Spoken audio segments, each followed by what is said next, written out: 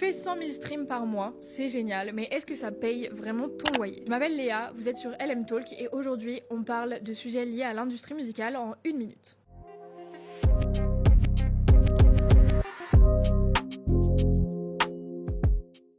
On t'a fait croire que l'industrie musicale et que surtout tes revenus se basaient uniquement sur les streams, eh bien sache que c'est totalement faux. Tu touches environ 0,003 centimes par stream, autant te dire que pour vivre grâce à Spotify, il va falloir que tu sois au top des charts chaque mois. Et ça, on le sait, dans l'industrie musicale, quand tu es un artiste émergent, ça peut être plus que compliqué. Mais alors tu vas me demander, ok, mais comment est-ce que je suis censée gagner ma vie grâce à la musique? Eh bien, il y a plusieurs autres éléments que tu dois absolument prendre en compte dans ta carrière musicale. Premièrement, tu peux gagner ta vie dans la musique, notamment grâce à l'édition musicale. Et si tu sais pas ce que c'est, je t'invite à aller voir le podcast que j'ai réalisé avec Céline Baconde, où justement on parle et on définit ce qu'est l'édition musicale. Évidemment, il y a également les concerts où tu peux récupérer des cachets suivant ce que ton booker ou ton producteur arrive à négocier pour toi. Il existe également ce qu'on appelle la synchro, qui est le fait de réussir à placer ta musique dans les pubs, les séries ou encore les films, ce qui peut te rapporter assez gros. Et tu peux aussi essayer de développer ton business musical, notamment grâce au merch. En réalisant un merch qui est attractif et en développant ta communauté,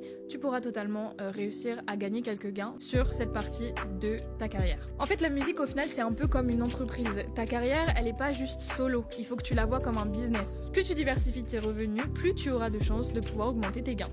Alors certes, les streams, ça reste une très bonne vitrine, notamment si tu veux négocier des contrats auprès des labels, mais ce qui te fait vivre, c'est au final ce que tu fais de ta musique. Si tu veux durer, pense large et surtout pense à diversifier tes revenus. Si tu as toi-même des conseils que tu aimerais donner vis-à-vis de ce sujet, n'hésite pas à le dire en commentaire. En tout cas, nous on se retrouve pour une prochaine vidéo où on parlera d'autres sujets liés à l'industrie musicale.